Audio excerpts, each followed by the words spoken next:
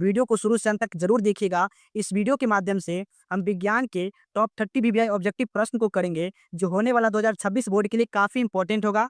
तो दोस्तों, मैं उम्मीद करता हूं कि इस वीडियो के माध्यम से हम जो भी ऑब्जेक्टिव प्रश्न को बताएंगे, उन्हें आप शुरू से देखिएगा और बनाने का प्रयास कीजिएगा। और दोस्तों, तो आज का पहला क्वेश्चन है कि अम्लीय वर्षा का पीएच मान कितना होता है। ध्यान दीजिए दोस्तों, अम्लीय वर्षा का पीएच मान कितना होता है। तो इसका सही जवाब ऑप्शन बी है, 5.6 से कम। आप लोग ध्यान रखिएगा दोस्तों कि अम्लीय वर्षा का पीएच मान 5.6 से कम होता है। चलिए अगला क्वेश्चन है, क्वेश्चन नंबर 2 कि मनुष्य के लार में कौन सा एंजाइम पाया जाता है। दोस्तों, मनुष्य के लार में कौन सा एंजाइम पाया जाता है। तो इसका सही जवाब ऑप्शन सी है, टाइलिन।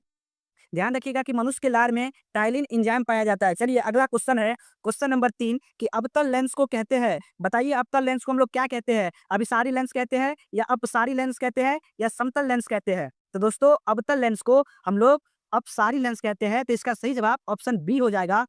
दोस्तों, अगर इसी क्वेश्चन में अगर उत्तल लेंस रहता, दोस्तों अगर उत्तल लेंस रहता, अगर इसी क्वेश्चन में अगर ये रहता कि उत्तल लेंस को हम लोग क्या कहते हैं, तो उत्तल लेंस को हम लोग अभिसारी लेंस कहते हैं और अवतल लेंस को अपसारी लेंस कहते हैं। तो आप लोग इस क्वेश्चन को याद रख लीजिएगा। चलिए अगला क्वेश्चन है, क्वेश्चन नंबर 4 कि मोटर गाड़ी के चालक के सामने कौन सा दर्पण लगा होता है। मोटर गाड़ी के चालक के सामने कौन सा दर्पण लगा होता है। तो इसका सही जवाब ऑप्शन बी हो जाएगा, उत्तल दर्पण। और दोस्तों, अगर इसी क्वेश्चन में ये रहता कि मोटर गाड़ी के अग्रदीप में, याद रखिएगा आप लोग कि अग्रदीप में जो है, अग्रदीप में जो दर्पण उपयुक्त होता है दोस्तों, ये अवतल दर्पण का उपयोग होता है। तो आप लोग याद रखिएगा कि मोटर गाड़ी के चालक के सामने बात करें तो उत्तल दर्पण होगा और अग्रदीप में अवतल दर्पण होगा। चलिए दोस्तों, अगला क्वेश्चन है, क्वेश्चन नंबर 5 कि एक वयस्क मनुष्य में कितने दांत होते हैं। एक वयस्क मनुष्य में कितने दांत होते हैं। काफी इजी क्वेश्चन है दोस्तों और बहुत ही इंपॉर्टेंट क्वेश्चन है। तो इसका सही जवाब ऑप्शन सी हो जाएगा, 32। बताइए, एक वयस्क मनुष्य में कितने दांत होते हैं। तो 32 दांत होते हैं। चलिए अगला क्वेश्चन है, क्वेश्चन नंबर 6 कि ओजोन परत किस हानिकारक किरण से सुरक्षा प्रदान करता है। बताइए दोस्तों, ओजोन परत किस हानिकारक किरण से सुरक्षा प्रदान करता है। तो इसका सही जवाब हो जाएगा ऑप्शन नंबर बी, परावैंगनी किरणों से। दोस्तों, इस वीडियो के माध्यम से हम जितने भी ऑब्जेक्टिव प्रश्न को कर रहे हैं, वो 2026 बोर्ड के लिए काफी इंपॉर्टेंट है। तो आप लोग वीडियो को अंत तक जरूर देखिएगा और सारे क्वेश्चन को अच्छे से याद कर लीजिएगा। चलिए अगला क्वेश्चन है, क्वेश्चन नंबर 7 कि मनुष्यों का वृक्क संबंधित है किससे। बताइए दोस्तों, ये जो वृक्क है ये किससे संबंधित है। पोषण से, कि श्वसन से, कि उत्सर्जन से, कि परिवहन से। तो दोस्तों, वृक्क जो संबंधित है वह उत्सर्जन से है। तो इसका सही जवाब ऑप्शन नंबर सी हो जाएगा। चलिए अगला क्वेश्चन है, क्वेश्चन नंबर 8 कि मानव नेत्र में कौन सा लेंस पाया जाता है।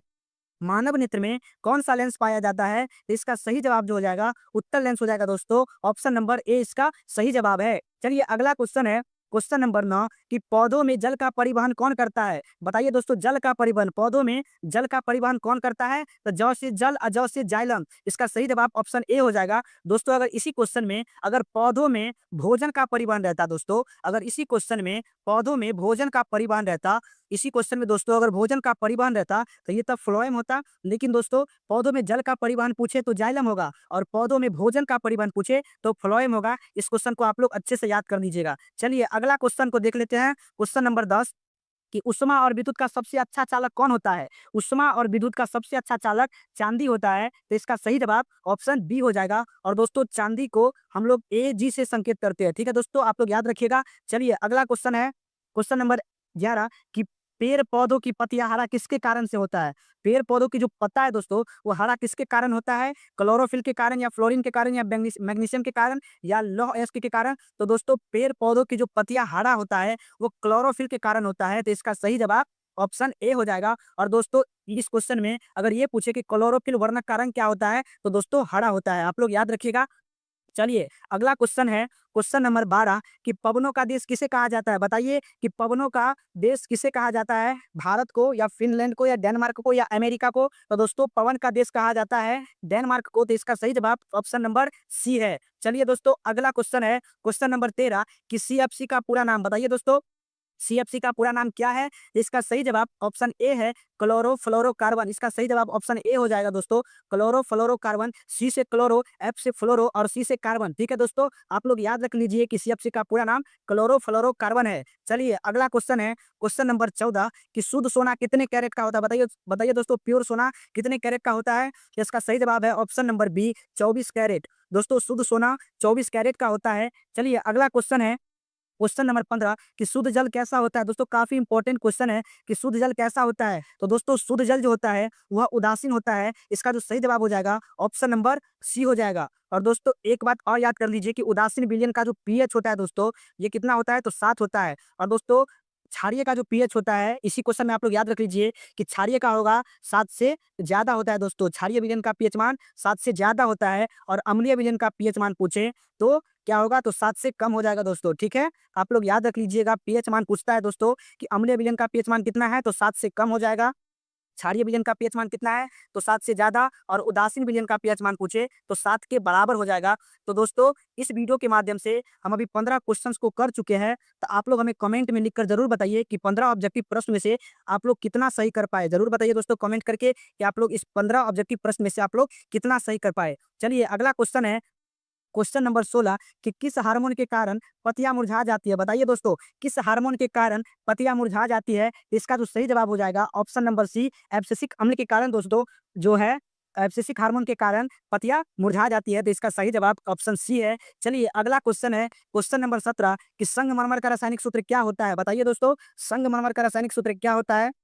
तो आप लोग पढ़े होंगे दोस्तों रसायन शास्त्र में कि संगमरमर का रासायनिक सूत्र CaCO3 होता है। इसका सही जवाब ऑप्शन ए हो जाएगा। चलिए दोस्तों अगला क्वेश्चन को देख लेते हैं, क्वेश्चन नंबर 18 कि रोगियों के नाक, कान और गले की जांच में डॉक्टर दर्पण का प्रयोग करता है। बताइए दोस्तों रोगियों के नाक, कान, गले की जांच में जो है डॉक्टर जो है किस दर्पण का उपयोग करता है, तो दोस्तों अवतल दर्पण का उपयोग करता है। इसका सही जवाब ऑप्शन बी हो जाएगा, आप लोग याद रख लीजिएगा। चलिए अगला क्वेश्चन है, क्वेश्चन नंबर 19 कि काला शीशा किसे कहा जाता है। दोस्तों काला शीशा किसे कहा जाता है, तो काला शीशा किसे कहा जाता है दोस्तों, तो ग्रेफाइट को कहा जाता है। आप लोग याद रखिएगा दोस्तों कि ग्रेफाइट को क्या कहते हैं, हम लोग काला शीशा कहते हैं। और जो ग्रेफाइट है दोस्तों ये अधातु है। ये ग्रेफाइट क्या दोस्तों, अधातु है। और यह क्या है, तो विद्युत का सुचालक है दोस्तों। ग्रेफाइट जो होता है वह विद्युत का क्या होता है, सुचालक होता है। तो आप लोग याद रखिएगा दोस्तों कि ग्रेफाइट जो होता है अधातु होने के साथ साथ विद्युत का सुचालक भी होता है।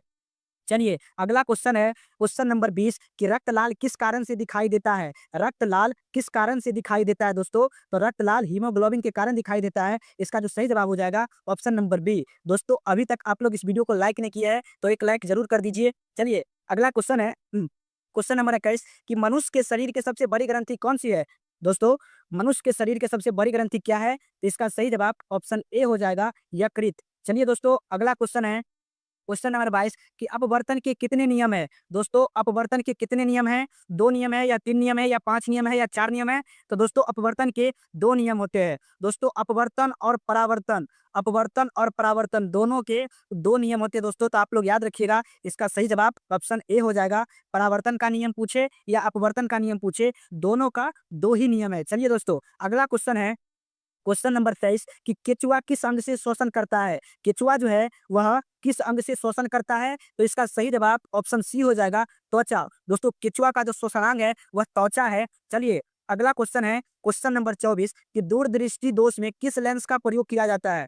दोस्तों दूरदृष्टि दोष में जो लेंस का प्रयोग किया जाता है वह उत्तल लेंस का हम लोग प्रयोग करते हैं। दोस्तों दूरदृष्टि दोष में अगर बात करें तो उत्तल लेंस का प्रयोग होगा। लेकिन दोस्तों अगर निकट दृष्टि दोष में बात करें, अगर निकट दृष्टि में बात करें दोस्तों, अगर निकट दृष्टि में बात करें तो उस कंडीशन में दोस्तों हम लोग अवतल लेंस का उपयोग करते हैं। तो याद रख लीजिएगा दोस्तों कि निकट में अवतल होता है और दूर में उत्तल होता है। दूर दृष्टि दोष में उत्तल लेंस और निकट दृष्टि दोष में अवतल लेंस। ठीक है दोस्तों। चलिए अगला क्वेश्चन है, क्वेश्चन नंबर 25 कि किस दर्पण से केवल छोटा प्रतिबिंब प्राप्त होता है। केवल छोटा बनेगा तो उत्तल दर्पण। इसका जो सही जवाब दोस्तों ऑप्शन ए है। दोस्तों ध्यान रख लीजिएगा कि उत्तल दर्पण में केवल छोटा प्रतिबिंब बनता है। ध्यान रखिएगा कि उत्तल दर्पण में केवल छोटा प्रतिबिंब बनता है। और दोस्तों अवतल में छोटा एवं बड़ा दोनों बनता है। अवतल में क्या है दोस्तों, छोटा एवं बड़ा दोनों बनता है। और समतल में आप लोग ध्यान रखिएगा कि वस्तु का हमेशा बराबर प्रतिबिंब बनता है। तो दोस्तों बताइए केवल छोटा किसमें बनेगा, तो उत्तल दर्पण इसका सही जवाब है, ऑप्शन नंबर ए। चलिए अगला क्वेश्चन है, क्वेश्चन नंबर 26 कि विद्युत धारा उत्पन्न करने वाली युक्ति को क्या कहते हैं। विद्युत धारा उत्पन्न करने वाली युक्ति को क्या कहते हैं, इसका सही जवाब ऑप्शन ए हो जाएगा, जनित्र कहते हैं। दोस्तों विद्युत धारा उत्पन्न करने की युक्ति को हम लोग क्या कहते हैं, जनित्र कहते हैं। चलिए अगला क्वेश्चन है क्वेश्चन नंबर 27 कि आहार श्रृंखला में हरे पौधे क्या कहलाते हैं? बताइए आहार श्रृंखला में जो है हरे पौधे क्या कहलाते हैं? तो दोस्तों उत्पादक कहलाते हैं। इसका जो सही जवाब हो जाएगा ऑप्शन नंबर बी हो जाएगा कि आहार श्रृंखला में हरे पौधे क्या कहलाते हैं? तो उत्पादक कहलाते हैं। इसका जो सही जवाब हो जाएगा ऑप्शन नंबर बी हो जाएगा कि आहार श्रृंखला में हरे पौधे क्या कहलाते हैं? तो उत्पादक कहलाते हैं। चलिए दोस्तों अगला क्वेश्चन है क्वेश्चन नंबर 28 कि पाचन की क्रिया कहाँ पूरी होती है? बहुत ही इंपॉर्टेंट क्वेश्चन है दोस्तों। 2026 बोर्ड के लिए ये सभी प्रश्नों काफी इंपॉर्टेंट है दोस्तों कि पाचन की क्रिया कहाँ पूरी होती है? तो इसका सही जवाब हो जाएगा छोटी आंत में। छोटी आंत में जो है दोस्तों पाचन की क्रिया पूरी होती है। और छोटी आंत से क्वेश्चन और याद रख लीजिएगा दोस्तों कि मानव आहार नाल का जो सबसे लंबा भाग है दोस्तों, मानव आहार नाल का जो सबसे लंबा भाग है, सबसे जो लंबा भाग है दोस्तों वह छोटी आंत होता है। ठीक है दोस्तों, चलिए अगला क्वेश्चन है क्वेश्चन नंबर 29 कि मनुष्यों में गुणसूत्र की संख्या कितना होता है? बताइए कि मनुष्यों में गुणसूत्र की संख्या तो 46 होता है दोस्तों। इसका सही जवाब ऑप्शन ए हो जाएगा। दोस्तों अगर जोड़ा में पूछे तो उस कंडीशन में दोस्तों 23 जोड़ा हो जाएगा। आप लोग याद रखिएगा कि इस तरह से पूछिए अगर कि मनुष्य में गुणसूत्र कितनी जोड़ा होता है तो 23 जोड़ा होता है, लेकिन मनुष्य में गुणसूत्र की संख्या सीधे पूछे तो 46 हो जाएगा, मतलब 23 जोड़ा। ठीक है दोस्तों, चलिए अगला क्वेश्चन है दोस्तों क्वेश्चन नंबर 30 कि ग्लूकोज में हाइड्रोजन के कितने अणु होते हैं? दोस्तों ग्लूकोज में जो है हाइड्रोजन के कितने अणु हैं? तो आप लोग ग्लूकोज का फॉर्मूला पढ़े होंगे दोस्तों, C6 H12 और O6। ये आप लोग ग्लूकोज का फॉर्मूला पढ़े होंगे। तो यहाँ पे बताइए दोस्तों C से हो गया कार्बन, H से हो गया हाइड्रोजन और O से हो गया ऑक्सीजन। तो दोस्तों बताइए हाइड्रोजन के यहाँ पे कितने अणु है? तो 12 है दोस्तों। तो इसका जो सही जवाब हो जाएगा ऑप्शन नंबर बी हो जाएगा। तो चलिए दोस्तों इसी क्वेश्चन के साथ हम आज की इस वीडियो को यहीं पे समाप्त करते हैं। दोस्तों मैं उम्मीद करता हूं कि इस वीडियो के माध्यम से हम 30 ऑब्जेक्टिव प्रश्न को किए हैं, उन्हें आप अच्छे से याद कर लीजिएगा और अपने आने वाले बोर्ड में जो ऑब्जेक्टिव पूछे जाएंगे उन्हें आप अच्छे से बना पाइएगा।